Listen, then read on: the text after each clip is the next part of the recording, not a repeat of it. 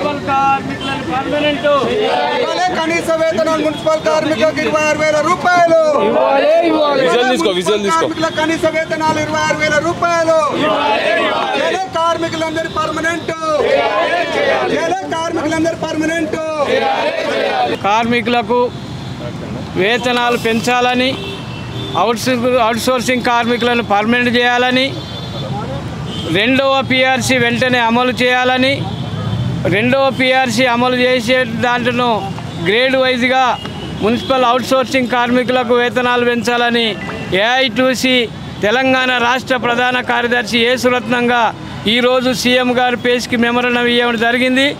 ఒకవేళ మా వేతనాలు పెంచకపోతే రాబోయే కాలంలో ఉద్యమాలకు పిలుపునిస్తున్నామని తెలియజేస్తూ మా డిమాండ్లు మున్సిపల్ కార్మికులు, ఉద్యోగులు కానీ ప్రతి మున్సిపాలిటీలో ప్రజల ఆరోగ్యం బాగుండాలని పొద్దున్నే 5 గంటలకు లేచి కుటుంబాలను గురించి చూడకుండా అన్ని మున్సిపాలిటీలలో ప్రజల ఆరోగ్యం గురించి పరిశుభ్రం చేస్తాము.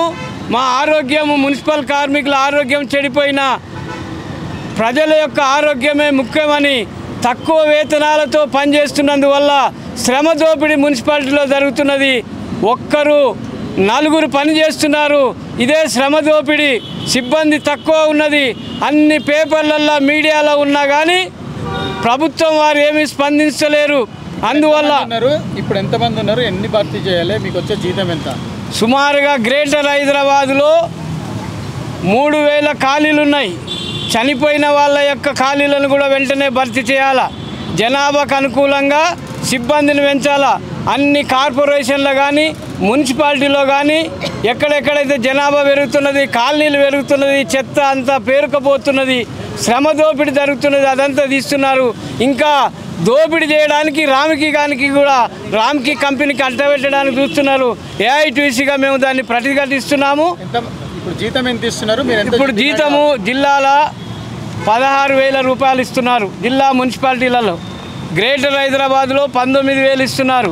మేము కనీస వేతనము గవర్నమెంట్ చట్ట ప్రకారంగా 26,000 రూపాయలు ఇవ్వాలని డిమాండ్ చేస్తున్నాం. ఇప్పుడు మా అధ్యక్షుడు రవిచంద్ర గారు మాట్లాడాలి. నా పేరు కె రవిచందరు. నేను మున్సిపల్ యూనియన్ రాష్ట్ర అధ్యక్షుని.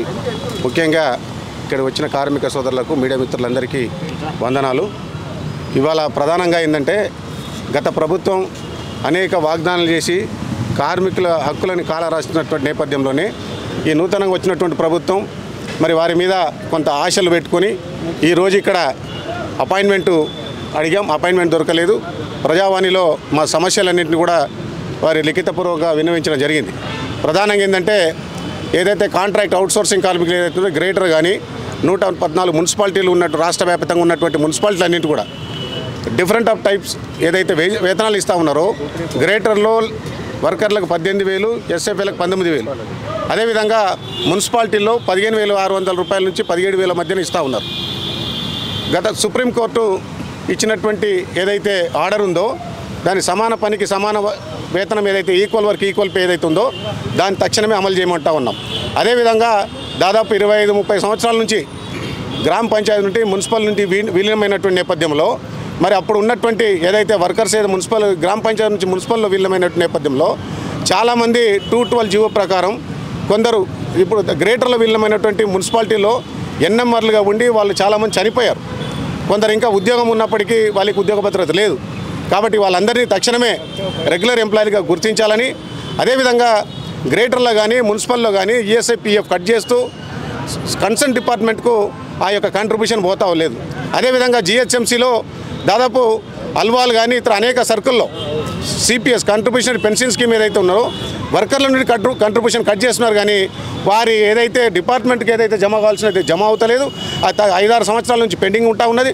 అదేవిధంగా సిపిఎస్ కానీ జీపీఎఫ్ కానీ సక్రమంగా వారికి ఏదైతే డిపార్ట్మెంట్కి పంపించి వాళ్ళకి రావాల్సినటువంటి ఏదైతే చనిపోయినటువంటి కార్మికులు ఉన్నారు, రిటైర్ అయినటువంటి కార్మికుల బెనిఫిట్స్ ఇంతవరకు రాకుండా సతమతం అవుతూ ఉన్నారు. కాబట్టి ఈ సిపిఎస్కి సంబంధించి తక్షణమే ప్రభుత్వం స్పందించి ఈ సిపిఎస్ కంట్రిబ్యూషన్ పెన్షన్ ఏదైతే కట్ అయినటువంటి కార్మికులకు తక్షణమే న్యాయం చేయాలని చెప్పేసి డిమాండ్ చేస్తూ ఉన్నాం.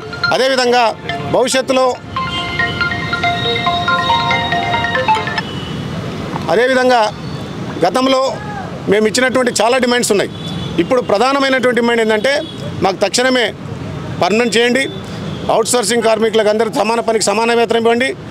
ఏదైతే కార్మికుడు పనిచేస్తున్న నేపథ్యంలో ప్రమాదానికి గురి చనిపోతే ఆ కార్మికుడికి 25 లక్షల రూపాయలు ఎక్స్గ్రేషియా ఇవ్వాలని, అదేవిధంగా చనిపోయినటువంటి కార్మిక కుటుంబంలో ఒకరికి ఉద్యోగం ఇవ్వాలని చెప్పి మేము ఏఐటీసీగా డిమాండ్ చేస్తాను.